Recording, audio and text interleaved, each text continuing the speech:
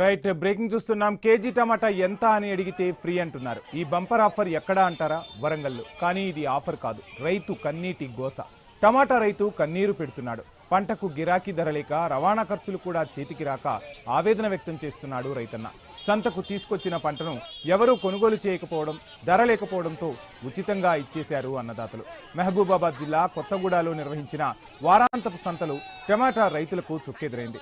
భూపతిపేట గ్రామానికి చెందిన రైతులు 3 ఎకరాల్లో టమాటా సాగు చేశారు.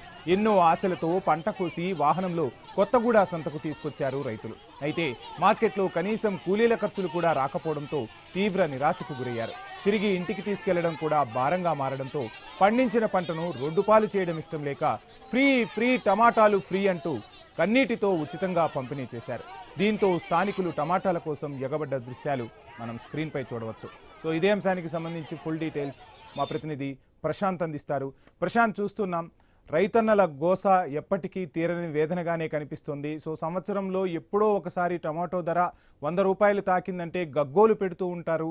సో అటువంటి రైతు ఈరోజు ఫ్రీగా టమాటాలు ఇవ్వాల్సిన పరిస్థితులు వస్తున్నాయి. ప్రాసెసింగ్కి సంబంధించి అదేవిధంగా ప్రాసెసింగ్ యూనిట్లు లేకపోవడంతో రైతు ఈరోజు ఇంత గోసపడాల్సిన పరిస్థితులు.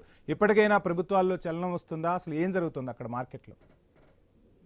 ఎస్ వంశీ, టమాటా పంట పండించిన 6 కాలం కష్టపడి పండించిన రైతుకు మాత్రం చివరగా కన్నీరు మిగిలింది. మహబూబాబాద్ జిల్లా కొత్తగూడెం మండలంలోని భూపతిపేట గ్రామానికి చెందిన పోగుల కొండ సారయ్య, పాల్సి మోహన్, గుజ్జ సురేందర్లు కలిసి 3 ఎకరాల టమాటా పంటను పండించారు. ఎన్నో ఆశలతోటి తమ యొక్క పిల్లల చదువులకు, వైద్య ఖర్చులకు, కుటుంబ భారానికి ఉపయోగపడతాయని చెప్పేసి 3 ఎకరాల టమాటాను పండించిన రైతులకు మాత్రము చుక్కెదురైంది. ఇటు ఈ రోజు శుక్రవారం సంత కొత్తగూడెం మండల కేంద్రంలో జరుగుతుంది. అక్కడికి టాటా ఏసీలో ప్రత్యేక వాహనంలో 3 ఎకరాలకు సంబంధించినటువంటి పండించిన టమాటాలను తీసుకురాగా కనీసము ధర పెట్టకపోవడంతో అయితే అన్నిటి పర్యాసమయ్యారు. కనీసం అవి తిరిగి తీసుకొని వెళ్ళి ఏమి చేయలేని, ఏమి పాల్పోలేని పరిస్థితులలో అక్కడ 3 రైతులు కలిసి అక్కడికి వారాంతపు సంతకు వచ్చిన ప్రజలందరికీ కూడా ఫ్రీ అంటూ కూడా పంచిపెట్టడంతో అయితే ఒక్కసారిగా ఆ సంతకు వచ్చిన ప్రజలంతా కూడా ఆశ్చర్యానికి లోనయ్యారు. అయితే అటు ఫ్రీగా పారపోసే రోడ్డు పాలు చేసే కంటే ప్రజలకు ఇస్తే కనీసం తిని గుర్తు చేసుకుంటారంటూ కూడా రైతులు అటు ఆవేదనను దిగమింగుకొని అటు ప్రజలకు పంచిపెట్టిన ఘటన చూసిన వారంతా కూడా కన్నీరు మున్నీరుగా విలపించారు. అయితే రైతులను ఆదుకోవాలని ప్రజలు అటు రైతు అయితే ప్రభుత్వం డిమాండ్ చేస్తే టమాటాకు మంచి ఉన్నెక్కిన ధరలు అంటూ కూడా ఇబ్బందులు పడే ప్రజలు మాత్రం ధరలు తగ్గినప్పుడు కూడా రైతులను ఆదుకోవాలంటూ కూడా వాళ్ళు ఆవేదనతో అటు ప్రజలను విన్నవించుకుంటూనే అటు ఫ్రీగా పంచిపెట్టిన ఘటన అటు కొత్తగూడెం మండల కేంద్రంలో చోటు చేసుకుంది. ప్రస్తుతం ఆడైతే రైతుల ఆవేదనను చూసిన వాళ్ళంతా కూడా కన్నీటి పర్యంతమైన ఘటన చోటు చేసుకుంది.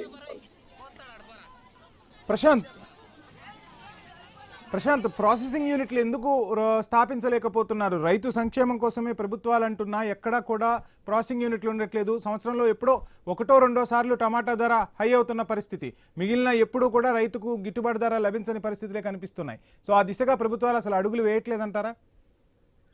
ఎస్ వంశీ, యాక్చువల్లీ రైతులను ఆదుకోవడానికి ప్రభుత్వాలు పేరుకు మాత్రము అందమైన స్కీములు పెడతారు. అవి మేము చేస్తున్నాము, అది చేస్తున్నాము, ఇది చేస్తున్నాము అంటారు. కానీ కేంద్రంలో ఒక గోదాం లేని పరిస్థితి,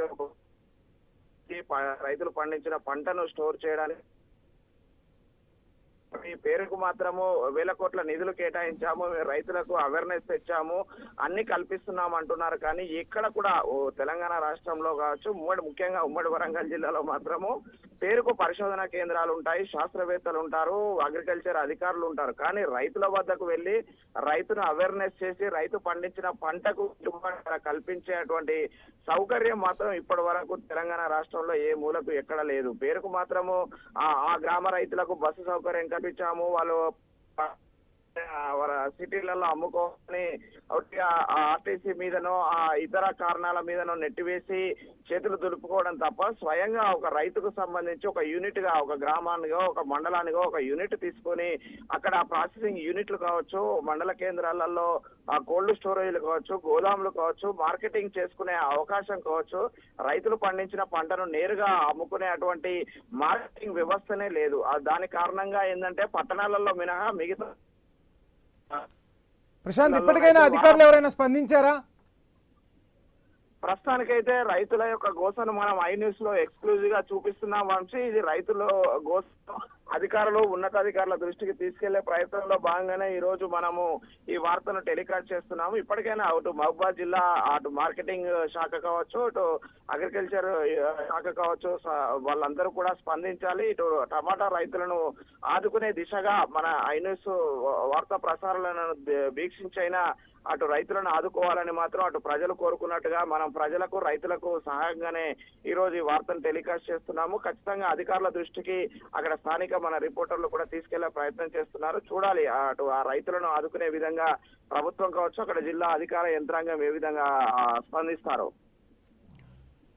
రైట్, థ్యాంక్ యూ ప్రశాంత్.